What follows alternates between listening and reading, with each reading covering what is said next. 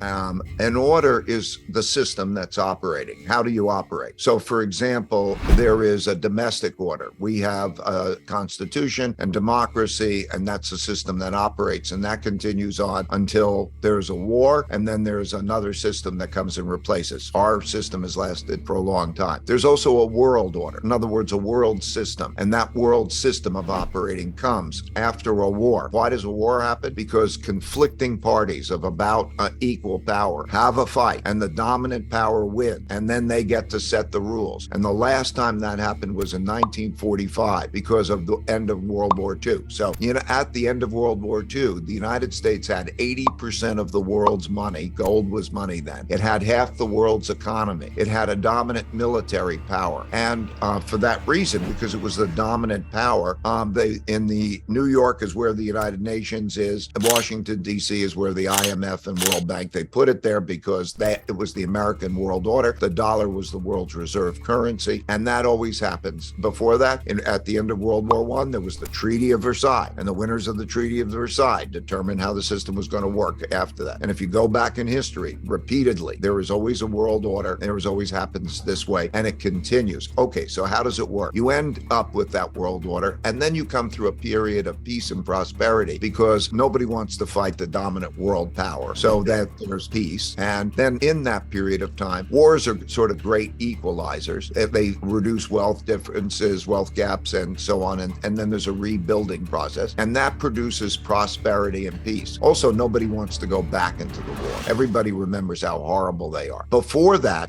these cycles typically can take 100 years. Let's say they can take a lifetime, and then people forget because they weren't the same people. They forget how terrible wars are. After wars, people remember how terrible wars are, and they want peace. All of those reasons produces peace and prosperity, and there's also a financial reorganization. But then that peace and prosperity leads naturally to the country that has that having the world's reserve currency. A reserve currency means it's the currency that's accepted. So naturally, the dollar is the world's reserve currency. Before that, it was the British pound during the British Empire. Before that, it was the Dutch guilder. It's the same pattern. And there's peace and prosperity with the world's reserve currency. Now, when you have the world's reserve currency, the rest of the world wants to save, and they save in that currency. And that leads the country who has the world's reserve currency to borrow. It gives them what's called the exorbitant privilege of being able to borrow and print the world's currency. Boy, that's a good thing to have. And then what they do, of course, is as prosperity continues and asset prices go up, like stocks go up and everything does really well, it encourages more borrowing and spending and betting on prosperity. And that begins to have a rise in levels of indebtedness. So you see debt levels rise. And the third thing it does is it creates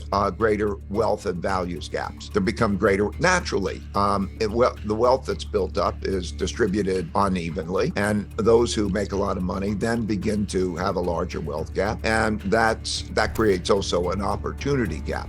If we're lucky enough to have the money, we can educate our children well, and so on. That gives them an unfair advantage as in relationship to others. And so this wealth gap increases at the same time as levels of indebtedness increase. And then, of course, what happens is the competition increases. The competition increases because when you win and you have the other Germany or Japan or other countries destroyed after the war and there are no other competitors, then it's a dominant position. But over with time, others learn and begin to build up, like China particularly has increased its per capita income and its competitiveness. And so China is a competitor with the United States, but all through that time, it was like the British were competitors with the Dutch. And so we see that pattern happen over and over. As that power gap narrows, then conflicts about how things should go increase. And internally, there is a conflict over wealth and wealth gaps. And then there's a higher level of indebtedness, which makes for a worse set of circumstances. And that combination of circumstances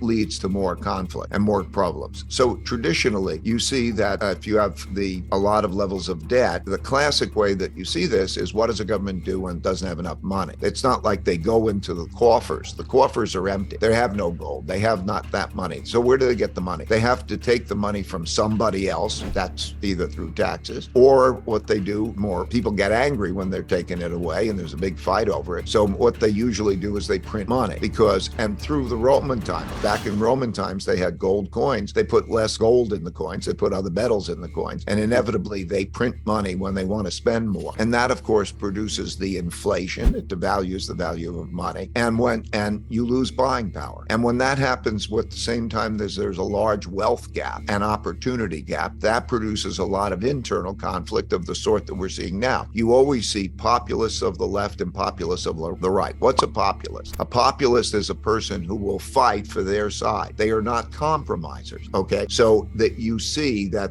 you get to the point where there may not be compromise. For example, January 6th is right out of the populist playbook. In other words, fighting for power. It's entirely possible that we will see that neither side in the upcoming elections would accept losing, okay? And there's a conflict. So you have that populist and that greater extreme of the left and the right. You have more internal conflict. And then as you have the rising power challenging the existing power, you have the world conflict. And then normally that produces resolution, which happens through wars, because there's no world court that you bring your case to, and then there's a jury who makes a decision. It's typically through conflict. You have the next war, and you do the same thing over and over again. So that, by and large, is the pattern. We know we are in the late cycle phase of the cycle, in which there's a lot.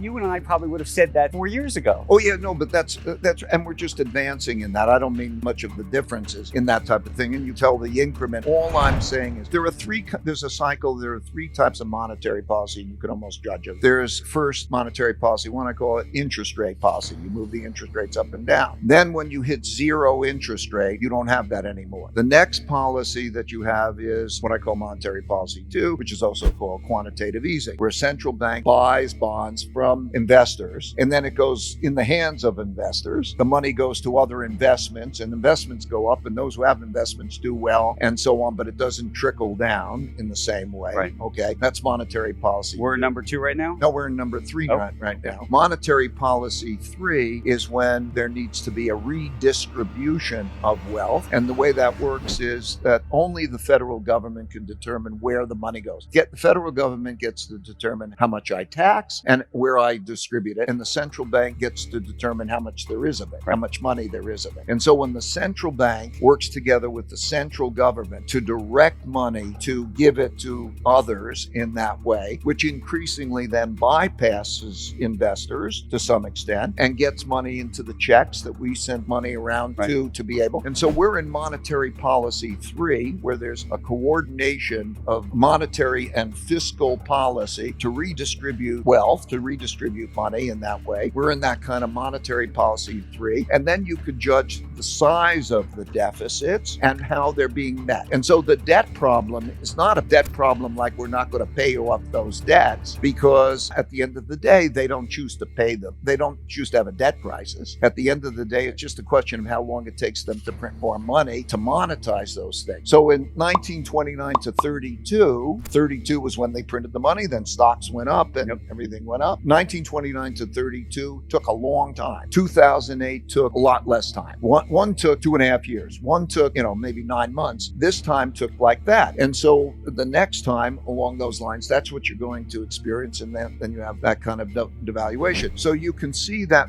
that's where we are in the cycle. Each of the stimulants has been greater than the one before it. So if you start in, let's say, 1980, and every interest rate increase and every interest rate decrease has brought the interest rates to a lower level. Every peak, every trough in interest rates down to you hit zero. And then when you hit zero, every QE has been larger than the one before. Is there a way out of the cycle then? Well, it's like asking, what do you do with the debts? The mechanics of it is, have an interest rate that is below the nominal growth rate and below the inflation rate. So you must have an interest rate that way, because think of it this way. If nominal growth in the economy, in other words, inflation plus real growth, let's say it was 3 and 3 or 2 and 2, and that's 4 or 5 or 6, and you kept interest rates at 0, then you are going to reduce your debt to GDP, right? Because you reduce debt service. So if you look at the times that it's been most stretched in history, the world